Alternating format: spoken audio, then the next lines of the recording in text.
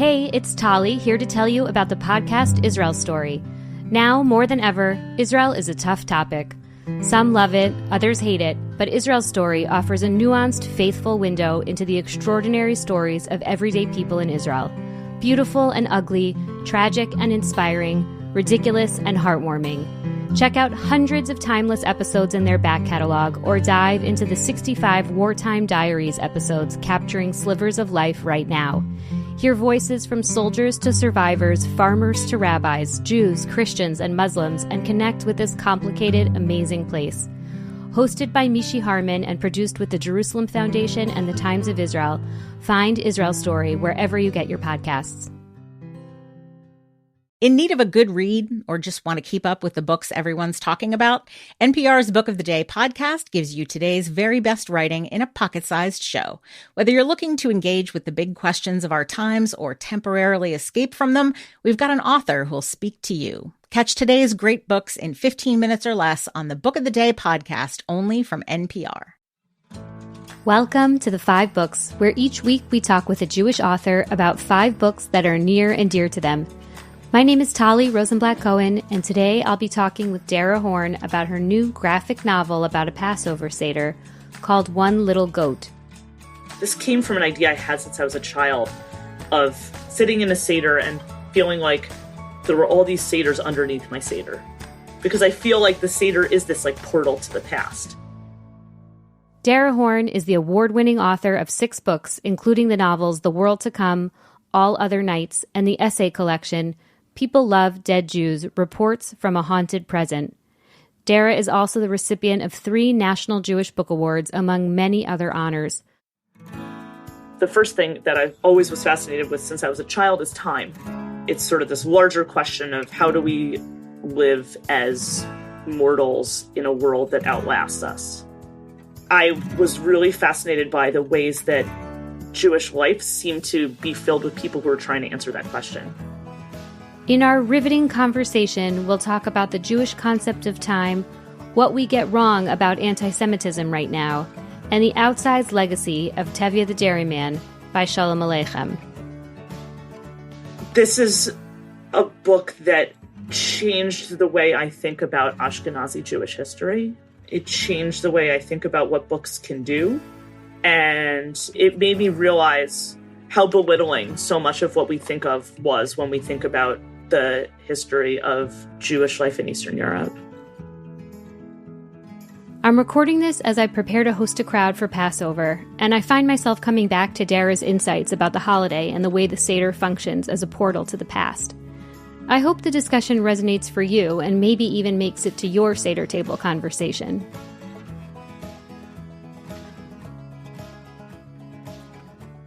Welcome to the 5 Books, Dara. I'm really excited to talk to you.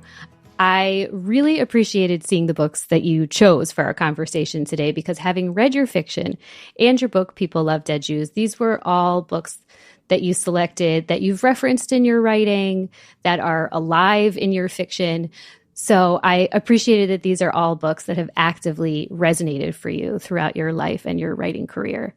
We're talking today about your latest work of middle grade fiction, a graphic novel called One Little Goat, which is also a really concise and wry distillation of Jewish history and Jewish values, which is no small feat for a graphic novel, especially one that's accessible to kids.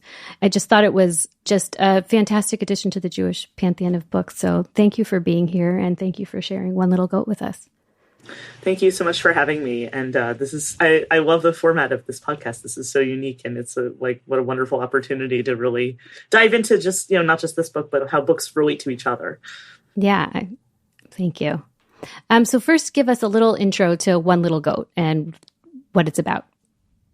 Sure. So One Little Goat is about a family at a Seder where they cannot find the afikoman, this piece of matzah that's hidden during the Seder that you are required to find in order to complete the meal. And because no one can find this afikoman, the Seder can't end, and this family is trapped at their Seder for 6 months. And the food keeps regenerating on the table and no one can leave.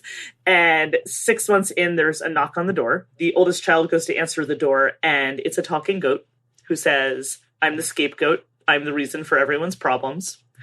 I know where your afikoman is and I can help you find it. And the kid's like, great, where is it? And the goat says, no, not where, when? And then the goat explains that over the past 6 months, while they've been trapped at this never-ending Seder, thousands of years of previous Seders have accumulated underneath their Seder.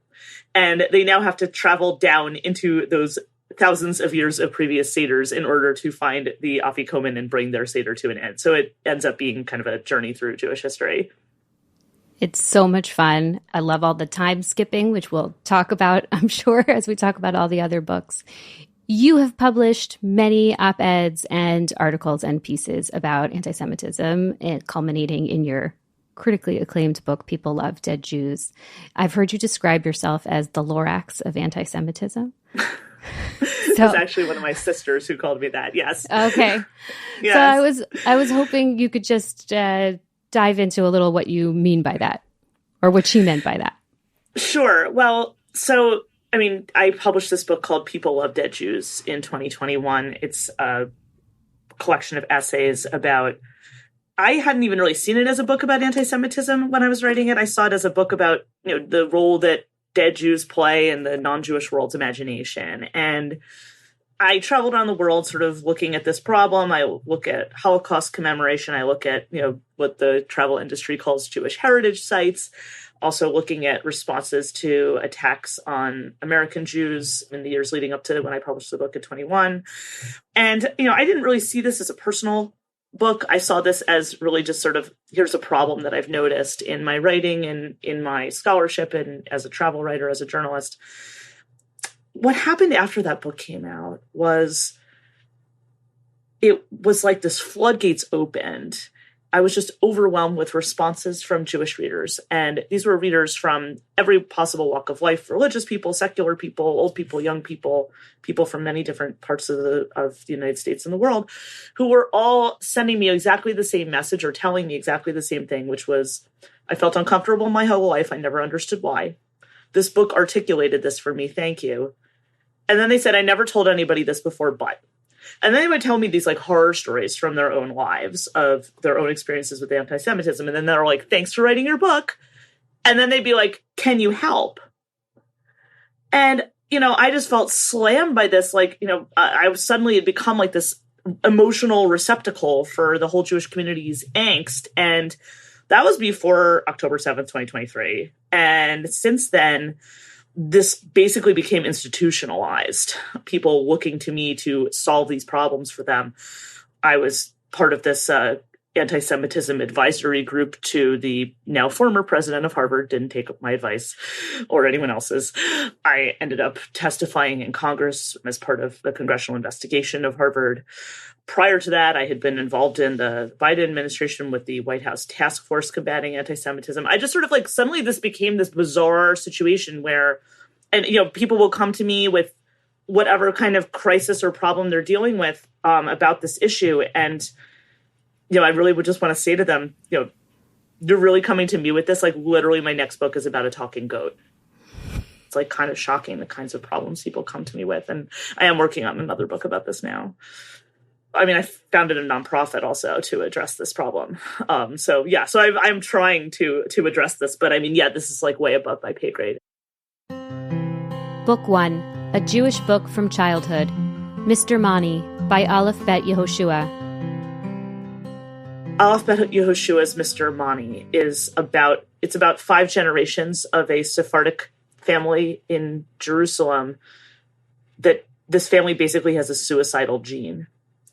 And what moved me about this book is that the book is written backwards.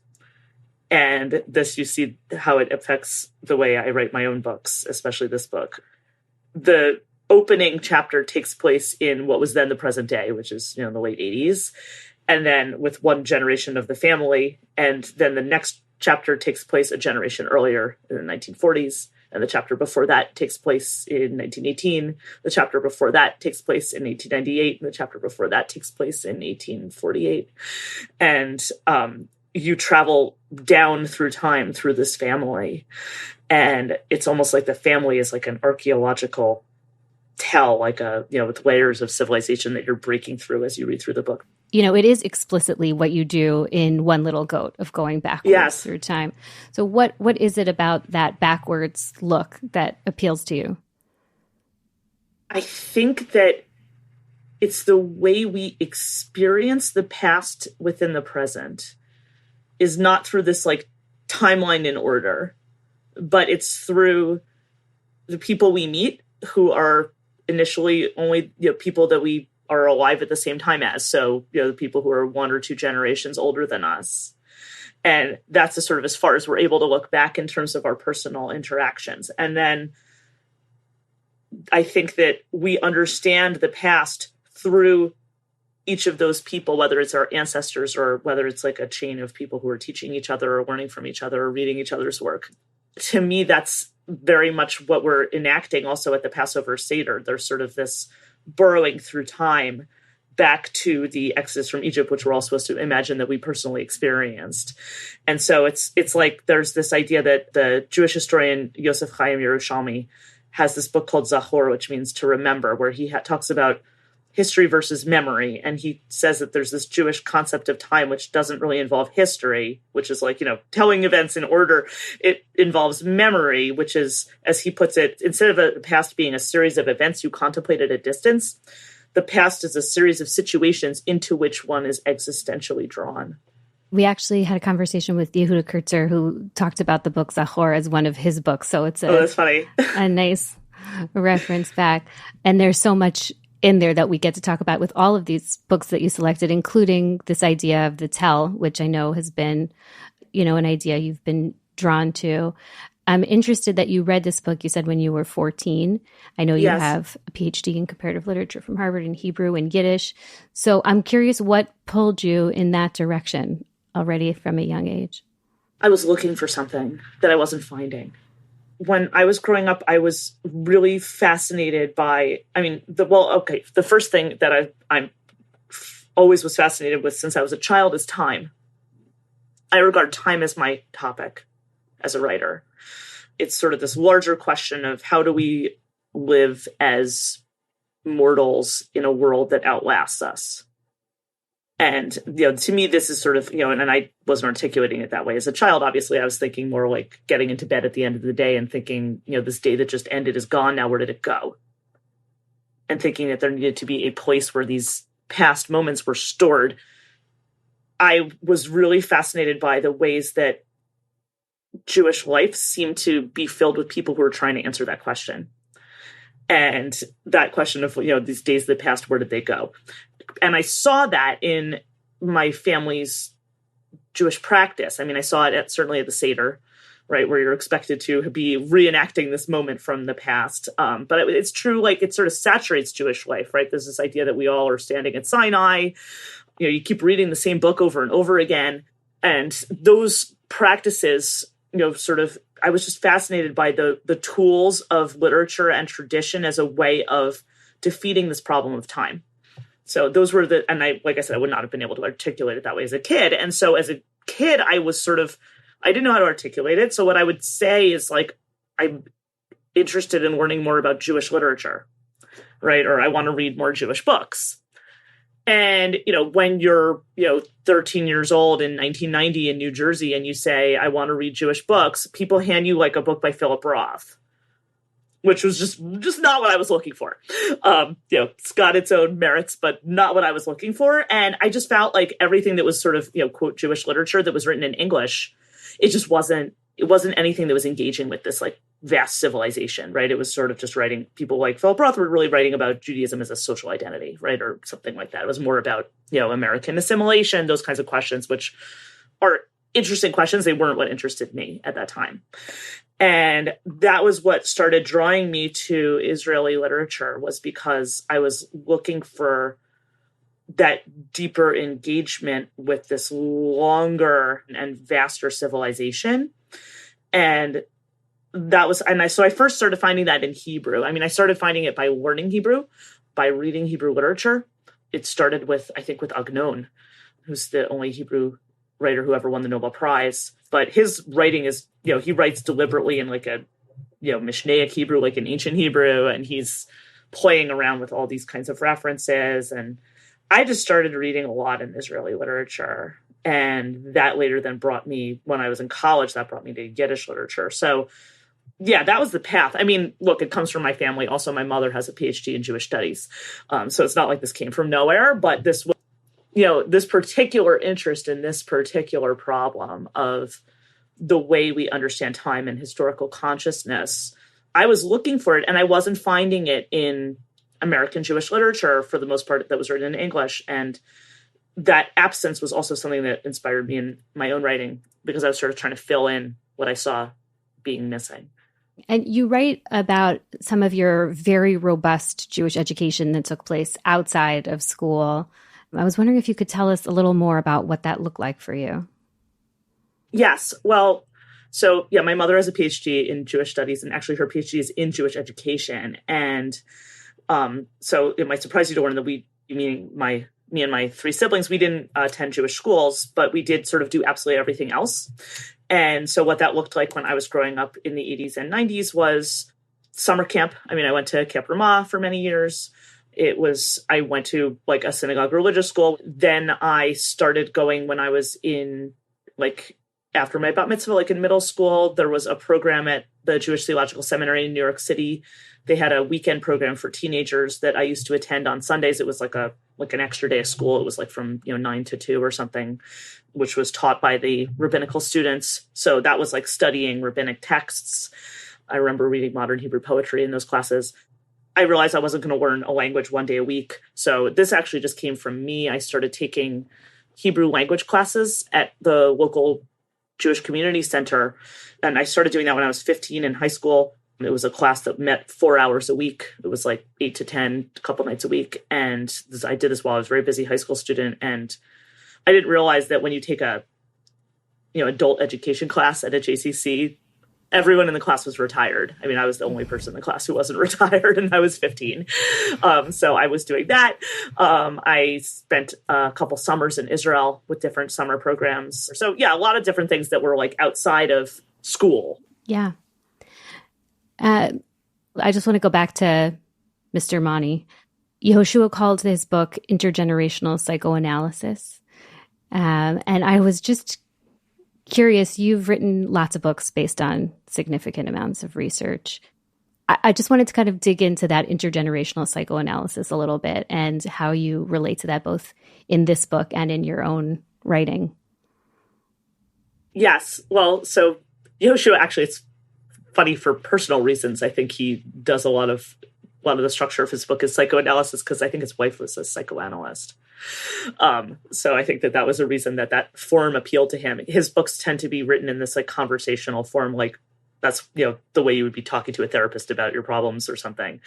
And that book also it's written as like these one-way conversations where in each chapter you meet a person who encountered a member of this family. But in terms of the intergenerational psychoanalysis, to me, this is, it's less about psychoanalysis per se than about sort of this inherited experiences that don't have to be inherited. It doesn't have to be through parents, right? It can be through teachers and students. It can be from, writer to reader. So, I don't believe that this has to be something that that is biological or something like that. But I think that there is something about, that there's this experience that happened in the past that is affecting you. And even if it didn't happen to you, it has its impact on you. And I don't think you have to believe in anything woo-woo to understand what that means. You don't have to believe in anything, supernatural. You also don't have to sort of go a genetic or biological route to understand this, because I think that that is the way civilizations work, right? There's generations lay this groundwork of what they want their children, whether biological or their students or the people who come after them, what you want those people to inherit. You're setting that up for them. And you're setting that up based on your own experience. And part of it can be avoiding something that you don't want to repeat, or it can be, here's something that I did have that I loved that I want you to have too. I think the psychoanalysis part comes in maybe when there's something like, what Freud called this repetition compulsion, right? Where you're repeating something that you don't want to repeat. That's a traumatic experience. And yeah, Freud does make a cameo in the book One Little Goat. So it's sort of an inside joke. Yeah. And that relates to what you were talking about from Professor Yerushalmi's book also of just seeing yourself in the past. And I'm wondering how you relate to that personally, that idea of experiencing history through going backwards. To me, it was something growing up, I found it grounding and comforting because I think that as an American Jew, you're living in this bifurcated world where there's this sort of foundational mythology in American life, which is that the past doesn't matter, right? It's like, it doesn't matter where you came from. It doesn't matter who your parents were, who your grandparents were, whatever. What matters is what you do with the opportunities this country gives you. And that's what we call the American dream. And, we are constantly building new things, and, we're building a Walmart on an Indian burial ground or whatever. Like, that's sort of the ethos of this country. And, it's not to say that that's true, but that is like the way that Americans like to think about their culture and societies, about moving forward. And I've always sort of felt caught between that sort of demand of Americans and this Jewish culture that has actually exactly the opposite founding message, right? It's the opposite founding message. It's actually saying that you were standing at Sinai, you came out of Egypt. It's like, actually the most important things in your life happened thousands of years before you were born, and there's nothing you can do about it, right? I mean, and this is like a very, there's a very stark contrast here that I think is the source of a lot of cognitive dissonance for American Jews. And in terms of my personal experience, I will just say that, like, there's an uncanniness, I think, to what a lot of American Jews have experienced in recent years, and particularly since October 7th of 2023, with the, sort of meteoric rise of anti-Semitism in the United States. That has been something that's been, like, very shocking to a lot of American Jews. And I think it's been something that, people who are raised with any kind of traditional background in Judaism, you look at things like how in the Passover Seder, there's this passage where it says, in every generation, people rise up to destroy the Jews, and then, God rescues us from their hands. Most of us, when we were learning those kinds of stories and that framing, we thought of it as like, this is learning about the past. We weren't thinking about this as like preparation for the future. And now it's like you sort of realize that it was preparation for the future. And that is the way this tradition has always seen the past, has been as preparation for the future. As someone who has immersed yourself in this past, does it feel surprising to you what's happened in the last year and a half? I mean, I think everybody was surprised by the ferocity of it, but not really. I mean, because I had already been seeing all this because of my role as the anti-Semitism Lorax, sadly. I mean, it's funny, like with all the campus stuff, which I had a front row seat to that because of my role on this Harvard committee. What's funny about that is that I had already published a piece in 2022 about campus anti-Semitism because I had been experiencing this and had been sent all these stories, and I had been speaking on college campuses where I had been hearing these horror stories from students. That was true before October 7th for me, because I had this like front row seat. So in that sense, none of those things were terribly surprising to me, but it was just an acceleration of it. On Death, Sex, and Money, we feature interviews with you, our community of listeners, getting honest about uncomfortable things. I developed an illness where it isn't safe for me to drive. A friend once said to me, sex is like air. You don't think about it until you're not getting enough. This is a similar sort of thing if you just replace sex with driving. Listen to Death, Sex, and Money wherever you get podcasts.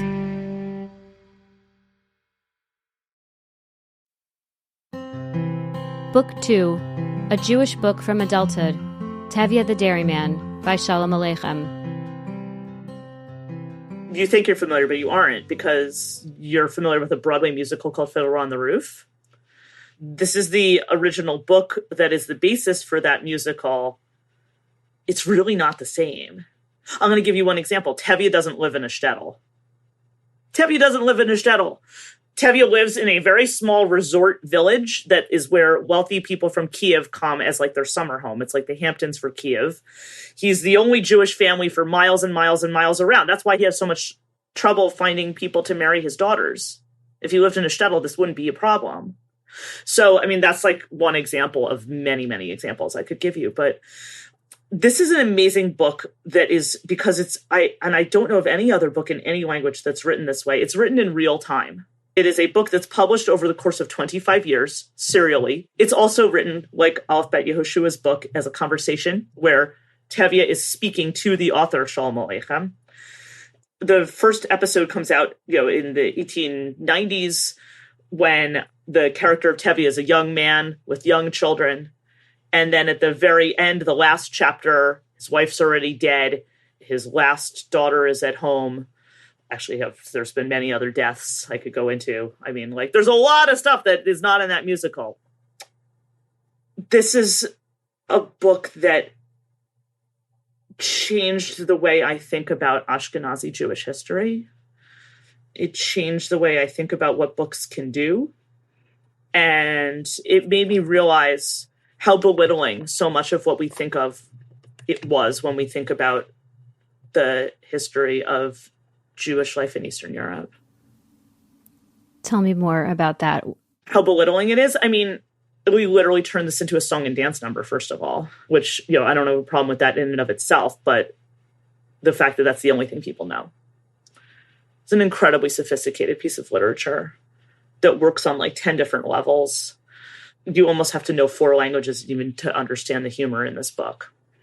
And it's, what I've noticed is that I think that there's a post-Holocaust approach that American Jews take to Eastern European Jewish life, where they think of these people as these like sad sack losers who, didn't know any better and, weren't able to save themselves. And because they had this, like, they were like these like sad, like, simple, pious people who weren't nearly as sophisticated as us. These people were our intellectual superiors. An incredibly sophisticated literary tradition. And, Tevye in this book, he's supposed to be an ignorant person. He's an uneducated person, but the humor that's woven into it is like 9 layers deep. And it's like, you have to know, certainly the Hebrew Bible, you have to know the Tanakh, you have to understand like these like Talmudic references.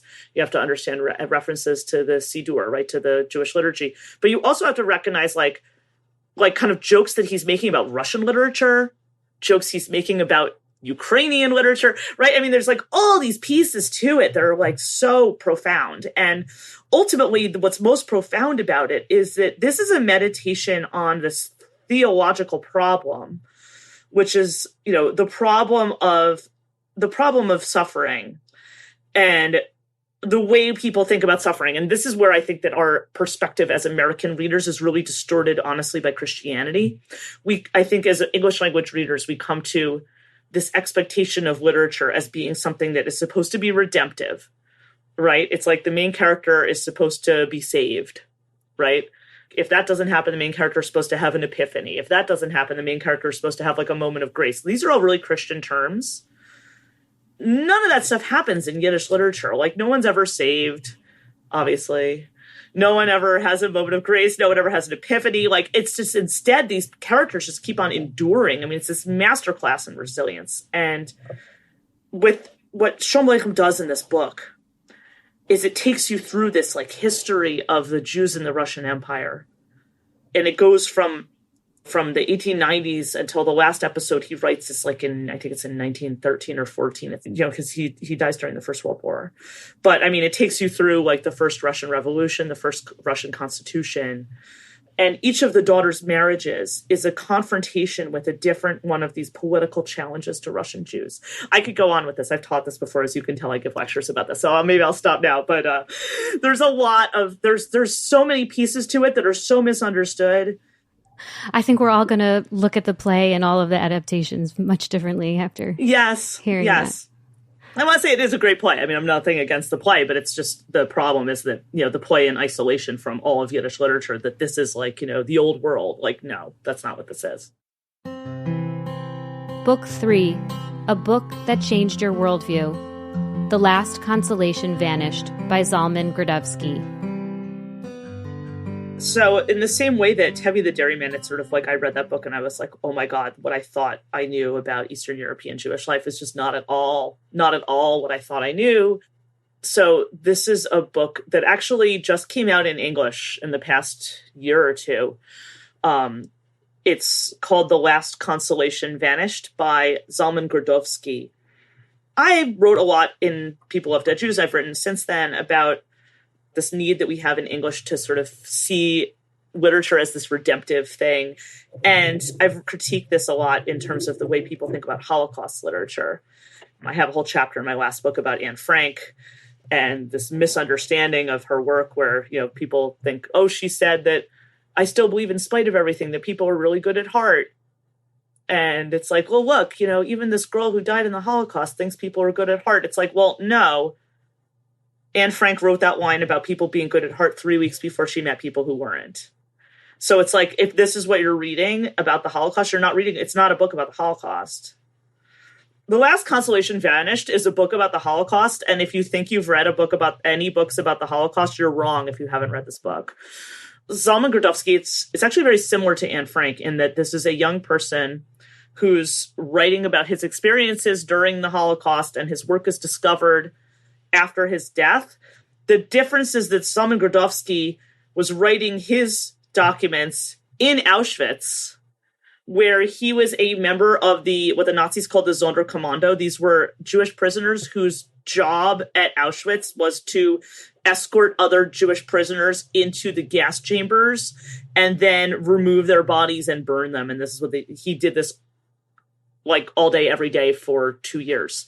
And he is actually a superhero. He organized the revolt at Auschwitz, where they succeeded in blowing up one of the crematoria. This revolt, of course, lasted 1 day, during which, of course, he was killed. But he had written these documents. The Sonderkommando actually were given sort of additional privileges, so to speak, that other prisoners did not have because the Nazis needed them to be in shape to be able to haul bodies. So they had like a little bit more downtime. Their quarters were located next to another set of Jewish prisoners whose job was to go through the plunder of all the possessions that Jewish prisoners had brought with them. And so he was able from those people to get paper and pen and, you know, metal canisters in which he buried these like around the periphery of the crematoria.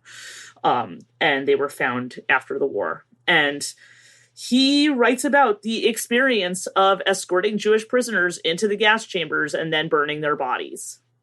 And it's not a redemptive story. There's not like a deep, you know, there's not like a, I still believe in spite of everything that people are good at heart. He's like, we need to live for revenge. That's what he says. We need to live for revenge. He doesn't wonder about why this is happening. He knows. He's like, these fires were started by the barbarians of the world who wanted to drive the darkness away from their lives with its light. I mean, he understands sadism, which is the foundation of the Holocaust and all anti-Semitism is sadism.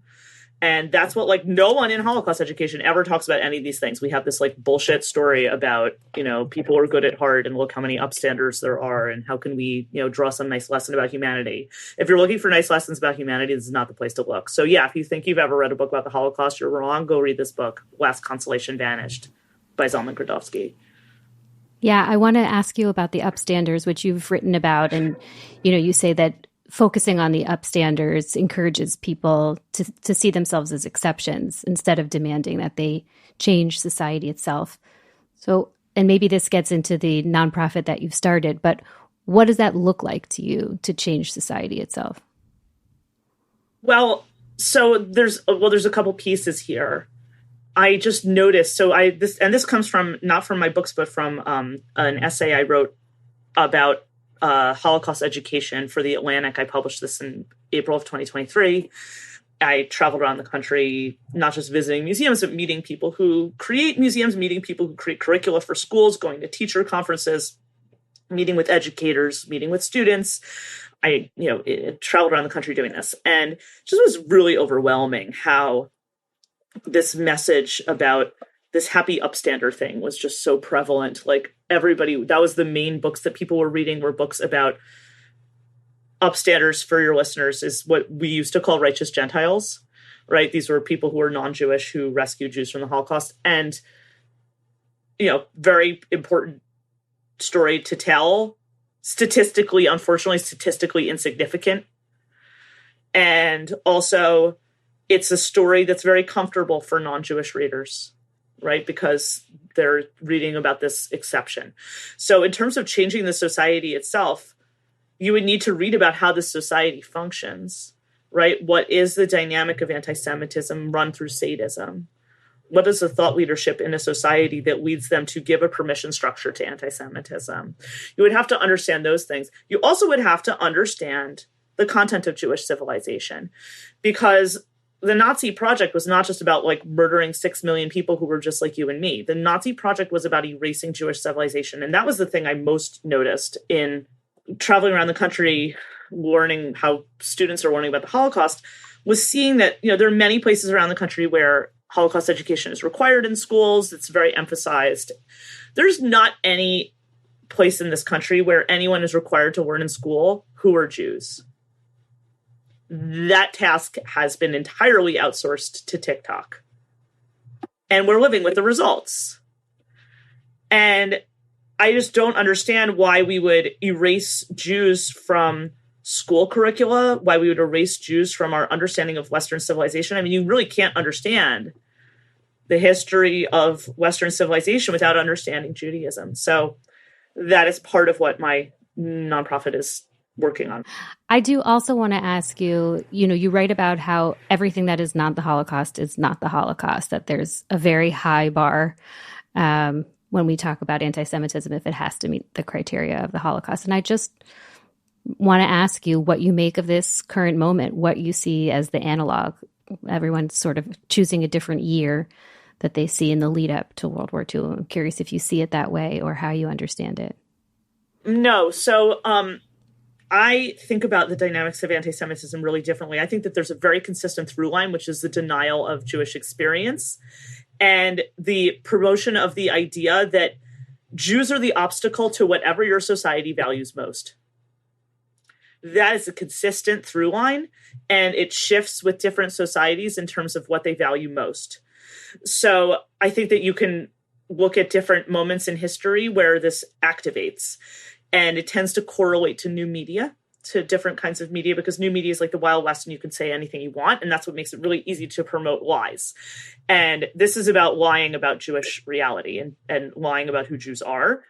And so I don't go back and pick like a moment and say like, this is what's similar, but I will say that one of the things that I do when I do these workshops for school teachers, which is what my new nonprofit is doing, is it's teaching in K-12 schools about foundations of Jewish civilization and dynamics of anti-Semitism. But the way we understand dynamics of anti-Semitism is this question of how Jews are positioned as though they're opposed to whatever your society values most. And to me, the most important parallels to look at are after World War II. So, because all Holocaust education, it's really rooted in the idea that this ends in 1945, which is absurd for 20,000 reasons. But I look at the example of Soviet anti-Semitism, which took the form of anti-Zionism. I mean, the whole idea that, we're not, anti-Zionism is not anti-Semitism. That is a line that is straight from the KGB. All of the slogans that we're hearing today are Soviet originated with the KGB in the 1960s, like Zionism is racism, Zionism is genocide, Zionism is apartheid, Zionism is colonialism. All of these things are KGB talking points. And then the other piece that I think is really important to look at is the Islamic Republic of Iran's capture of the human rights non-governmental organization apparatus. And that is something that you could trace to 2001, to the Durban Conference, the UN Durban Conference in South Africa, the Conference Against Racism. It was the first post-Soviet conference on racism and human rights. The Iranian regime captured that conference. They drafted the NGO policy statement for the UN, which is a 70-page policy statement about human rights. And there's only one country mentioned in that document as a violator of human rights, and it's Israel, in a 70-page document about issues around the world. And this was a very deliberate effort by the Iranian regime to deflect from its own human rights abuses at home and its own non-governmental organizations, which were its franchises around the world, which are things like Hamas and Hezbollah. So to me, those are the most important things for people to understand. I don't think you go back to the racist model of anti-Semitism. You go back to the anti-Zionist model of anti-Semitism that was already present actually in 1918 is when the Bolsheviks first start talking about how they're not anti-Semitic, they're only anti-Zionist. Well, that's uplifting. So it is. So totally is. I'm so much fun, right? Absolutely. That's what my family says about me. Yeah. Book 4, the book you're reading now, Journey to the Land of No by Roya Hakakian. And it's about her experience growing up as a Jewish young girl and Jewish young woman in Tehran. And it's about the Iranian Revolution in 1979 and about how that impacted her life. And it's just mind-blowing because, you know, it's like she goes to a Jewish high school and the regime takes over her high school. Her principal of her Jewish high school is replaced with someone who is from this Islamic regime. And then also seeing how much the entire society suffers under this regime. It's just amazing. So yeah, was reading that leading up to Purim. Book 5, the author's latest book, One Little Goat by Dara Horn.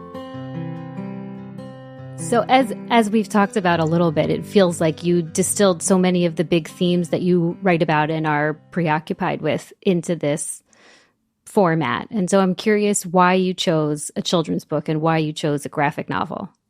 So this idea came to me.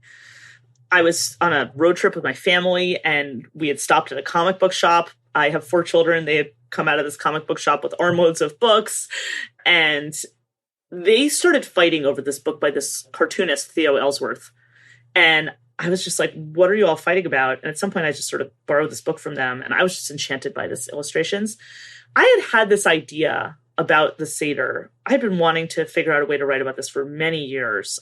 This came from an idea I had since I was a child of, you know, sitting in a Seder and feeling like there were all these Seders underneath my Seder. Because I feel like the Seder is this like portal to the past. Because you're always sort of reenacting previous Seders that, you know, like even like when you're sitting at that Seder table, whatever that looks like for you, like that moment feels more similar to like the Seder the previous year than it does to like something that happened the previous week. Right? Because you're like, oh, here's all the same people sitting at the table, or maybe it's different. And then you're thinking back, oh, well, he used to be sitting here and now he's no longer with us, or whatever it is. Right. Or, oh, now she has, you know, a new partner who's joining us, whatever the people are there. You're always thinking about it in relationship to other Seders.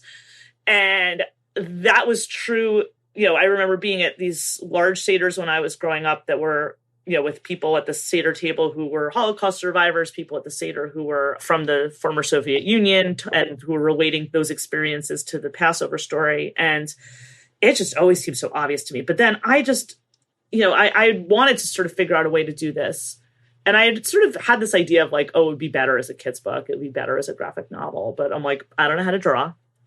So that's never happening. And then I just saw this person's illustrations. And there was something about the way he was, first of all, hilarious, the way he draws, but also just like the way he was turning like these abstract ideas into these like very, very detailed pen and ink drawings.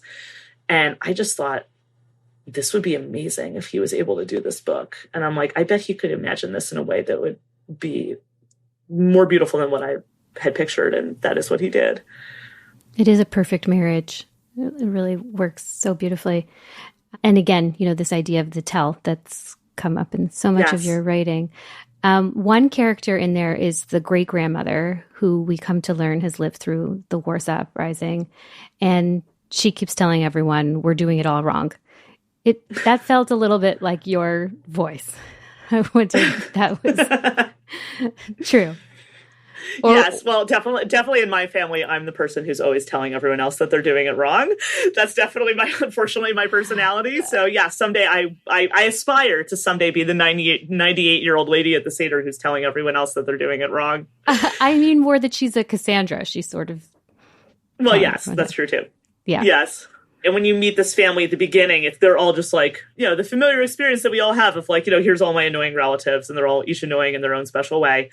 And so, yeah, she is only presented as like, the 98-year-old great grandma who survived the Warsaw Ghetto and who never says anything ever except you're all doing it wrong.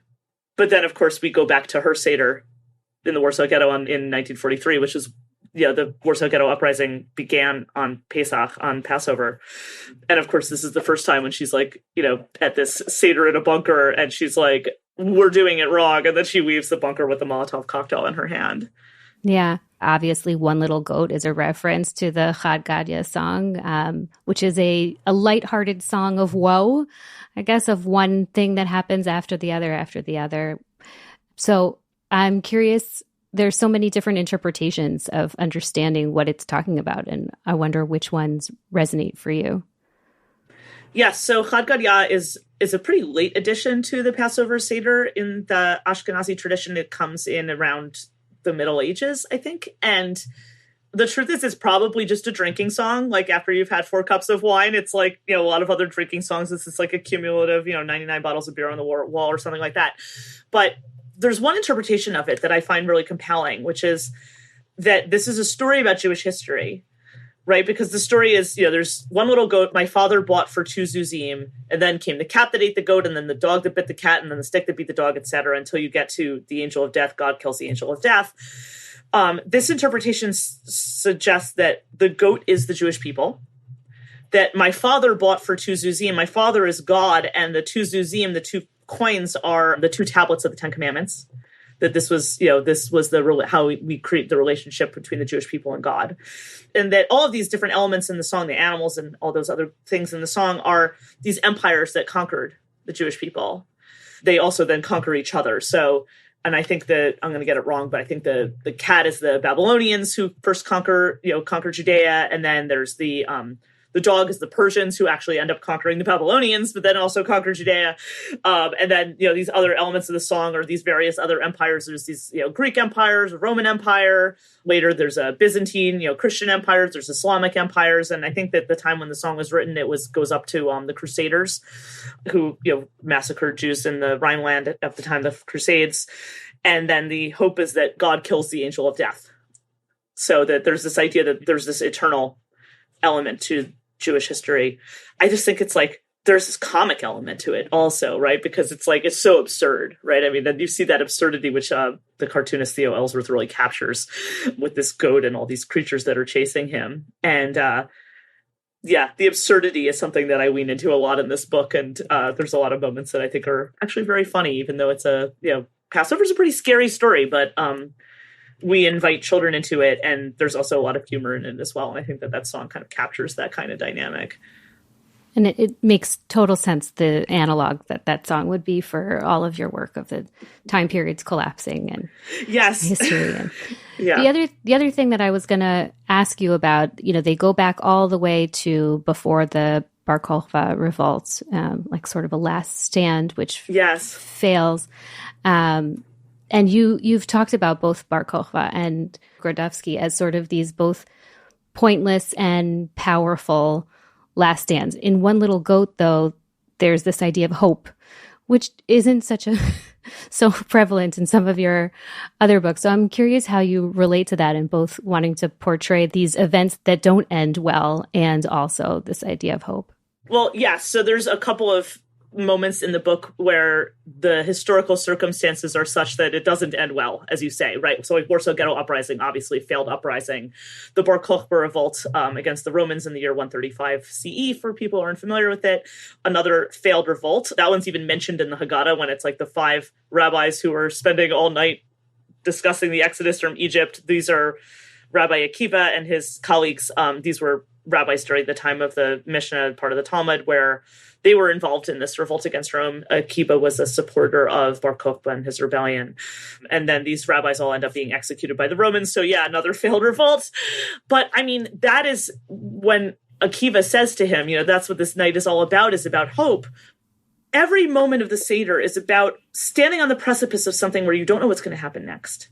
And that's actually the original Seder. The original Seder is not after they come out of Egypt. The original Seder is the night before they leave Egypt, which is, of course, near the end of this book, it appears. That's the night of what the Torah calls the night of watching, or the night of vigil. They're told to, sacrifice a lamb. They put the blood of the sacrificial lamb on their doorposts of their home so that the angel of death will pass over their homes. And then they're supposed to be eating this sacrificial lamb, and they eat the matzah and the maror. And that's the first Seder. It's before the Exodus happens. They don't know that it's going to work. They don't know that they're going to be freed. They don't know that they're going to survive. They're in this room waiting to see what happens.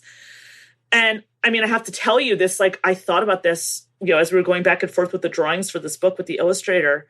I remember seeing this drawing of these people in this night of watching and thinking, this is the safe room, right? And thinking about, people in Israel who are going to these bomb shelters on October 7th. And of course, since then, right? I mean, where you're you have to go into the safe room and you can't come out until the angel of death has passed. You don't know what's going to happen. You don't know if this revolt is going to survive. You don't know if you're going to win this war. You don't know what's going to happen. And what Rabbi Akiva introduces in this sort of story of Passover is this element of hope. And he turns out to be right, because we are still telling this story 3,000 years later, right? And that's what this boy says when he goes back in time and he meets this family, and he says, don't worry, that you are going to escape from Egypt. It's going to be amazing. This is going to become a holiday that we're still celebrating 3,000 years from now. It's true. To me, that's this sort of amazing cosmic aspect of Jewish history. It's not about what's so interesting about Jewish history isn't this litany of horror. It's the resilience that comes out of that horror, right? Even this rabbinic tradition, even after the destruction of Jerusalem, even after the destruction of, the sovereignty in this land, even after multiple failed revolts against Rome, that you still have this tradition that endures. And that isn't a magical thing that happens. That happens through the hard work of parents and teachers conveying this to their children. I hope that this book is this is a lot more fun than on my other books. And I hope that people can lean into that aspect of hope and resilience, because to me, that is why Passover is such a joyful holiday, is because it is about this triumph of hope over all realism. I think that's very much what we all hope we're conveying in a Passover Seder with our families. So thank you so much for being here and for leaving us with that bit. Thank you for having me. Thank you so much for joining us today for the 5 books. Our guest today was Dara Horn, discussing her new novel, One Little Goat. You can find a link to the book and all the others Dara discussed in our show notes. If you're curious to hear Dara talking in more depth about Tevye's daughters, we have a treat for you. Check your feed for a 7-minute bonus episode titled Dara Horn on Tevye the Dairyman. Each of the daughters' marriages is a confrontation with a different one of these political challenges to Russian Jews. If you enjoyed our show, please be sure to subscribe and share with your friends and family, and rate and review in Apple Podcasts or wherever you listen. Rating and reviewing really does help new listeners find our show. You can also find us online at www.5bookspod.org. You can email us feedback or author recommendations at team@5bookspod.org. And you can find us on Instagram at 5bookspod. I'm Tali Rosenblatt-Cohen. Our producer is Odelia Rubin. Editorial and website support from Sarah Waring. Music by Dove Rosenblatt and Blue Dot Sessions. Art by Dina Friedman. Thanks especially to the Jewish Book Council and Lauren Wien.